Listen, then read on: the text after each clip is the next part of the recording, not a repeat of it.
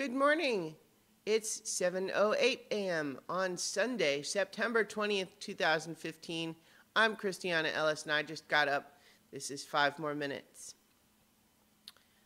So, I did have to work last night, most of yesterday.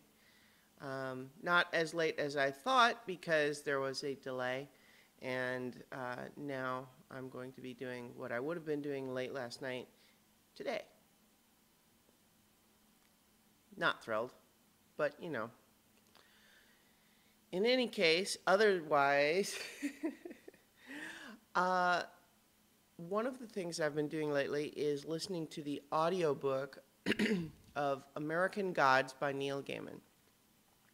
I read the book years ago, I think probably when it was pretty new, and re-listening to it is fascinating because although I remember liking it,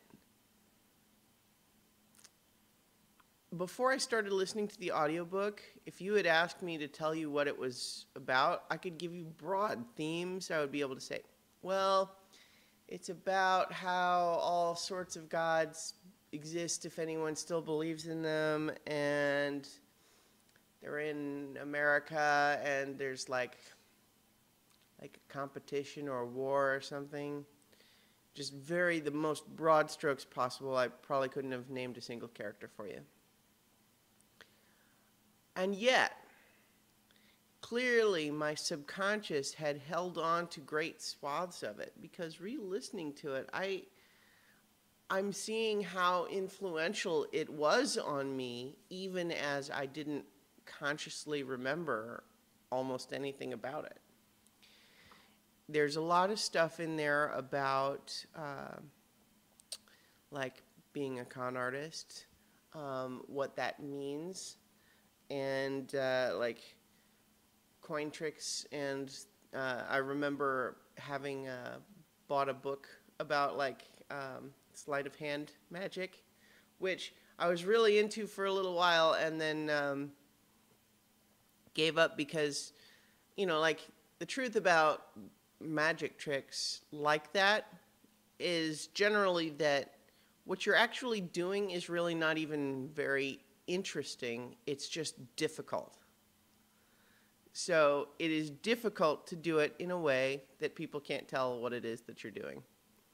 And so in order to be able to do it and do it effectively, you have to practice it a lot. Really, really hard for a long time, and then, you know, you are able to do this relatively uninteresting little hand motion in such a precise way that people can't see what it is that you just did, and it looks like a magic trick. I found that while I was interested, I was not that interested. Also, my hands are a little bit small for that, which is not to say I couldn't have adapted, but they were not ideally sized for some of the things like palming and so on. Anyway, so there was that, but then mostly I think the con artist stuff, but then also just kind of a certain mindset about the world. I feel like my brain just got steeped in it a little bit. It's interesting because some of it's hard to describe, but just as I re-listen, I'm just finding that it resonates with me far more powerfully than I expected, in a very familiar way, which just contrasts with how much I thought that I remembered about it. So I'm glad I'm re-listening to it. The one that I got from Audible is actually a full cast production, so they have different actors for all the different characters. That's kind of cool. No effects or anything. It's not like a radio play. They just have all the different actors and actresses, which is probably good for that one because it has a lot of characters. But yeah, I'm enjoying it. I'm about 2/3 done with the audiobook now, and so I recommend the book, to be sure. Neil Gaiman's great anyway. I have not read all of all of his books. Maybe I should.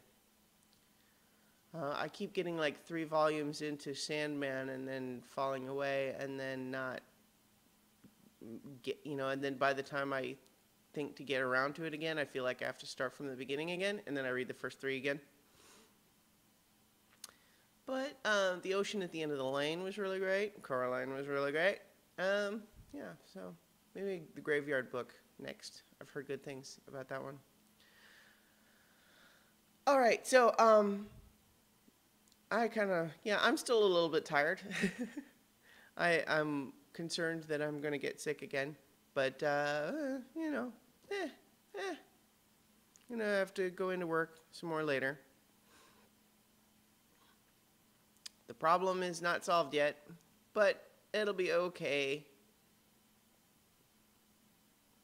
All right, so I will talk to you guys tomorrow for 5 more minutes.